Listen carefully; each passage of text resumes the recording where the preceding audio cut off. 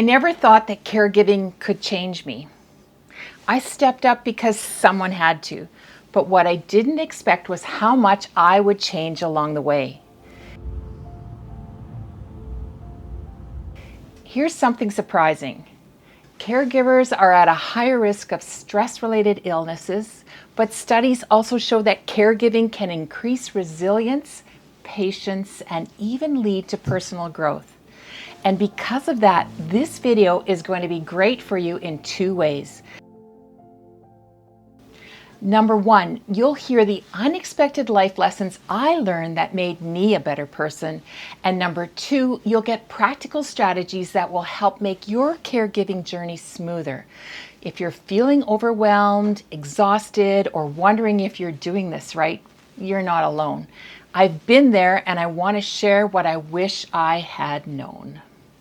Caring for an aging parent isn't easy. I know because I've done it. If you're in the middle of juggling doctor's appointments, medications, financial decisions, or just the daily emotional weight of watching your parent decline, then you're in the right place. I want you to know I see you and I know how hard this is, but I also want to tell you something that no one told me. Caregiving will change you, and if you let it, it can change you for the better. When I started helping my dad, I thought I was just stepping up out of duty. I didn't think it would shape me into someone more patient, more organized, and more aware of my own future. But it did, and today I want to share how. One of the first lessons I learned was how much our health now affects our future. When I saw my dad struggle with mobility, I realized how much our small daily choices add up.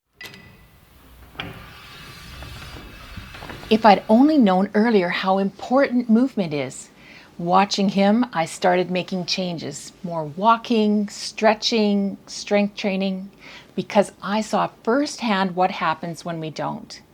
I became more aware of my diet.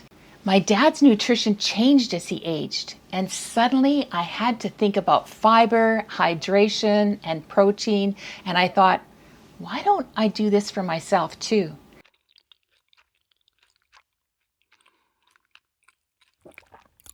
I didn't value rest or sleep as much until I was exhausted from caregiving. And when I learned that poor sleep increases the risk of dementia, it made sense to me. And now I prioritize rest because I want to be healthy for my future too.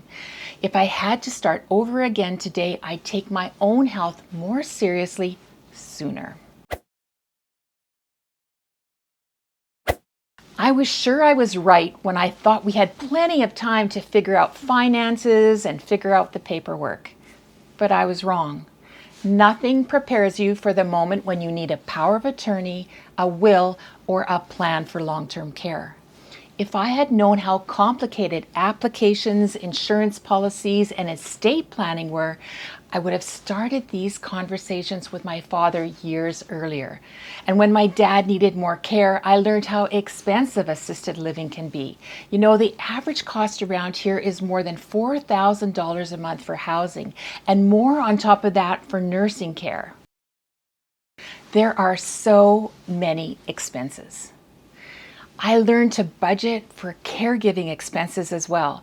It's not just about their money, it's about our money too. Travel, time off from work, medical supplies, it all adds up. And if you're caring for your parents now, I encourage you to start planning for your own aging too, because soon enough, we'll be on that. You know, I'm on the same journey as you, as a daughter caring for my aging father. I'm not a medical expert, but I feel strongly about sharing my experiences, research, and best practices with you. If you'd like to join our community of caregivers and get my free caregiving newsletter, then just send me an email to caregiver@myaccess.ca and I'll send you a free printable PDF of gift ideas for your senior parents, perfect for birthdays, Christmas, or even a hospital visit. At first, my days were chaos. I simply had to do something. I was running from appointments to pharmacy runs to late night emergencies, and some emergencies when I was at work as well. In the beginning, I was sure I could handle it all, but I was wrong. And to survive, I had to create a system. A binder for medical information, a calendar for appointments, and a checklist for daily care. I even made a large chart on a huge sheet of bristleboard with important phone numbers and important information written in large letters. It sounds simple, but it changed everything. And I've said it before, but I learned to ask for help. At first I thought I should be able to do this myself, but I realized that caregiving isn't a solo job. I started asking my brothers and sisters, neighbors, even hired help when I needed it. And I stopped feeling guilty about setting boundaries. You know, I love my dad, but I couldn't be available 24/7. And that's okay. I'm going to pause here for 10 seconds. If this video is helping you, please consider subscribing for more videos just like this. And whack that like button. It helps keep me creating more content for caregivers just like you.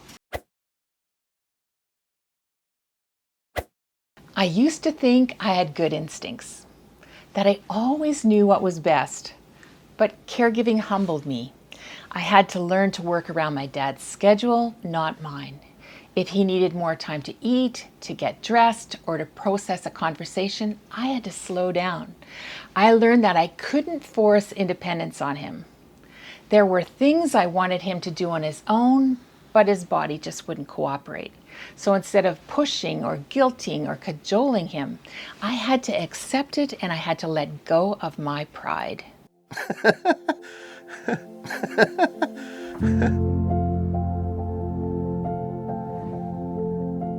Looking back, caregiving has made me more patient, more prepared, and more aware of what matters. If I had to do it all again, I'd give up my old ways even faster. Caring for your aging parent may be new for you, but you can do this. Thank you for the love and care you give your aging parents. It truly makes the world go round. And if you want more caregiving tips, check out these videos. You are not alone on the journey. Just click the link and I'll see you there.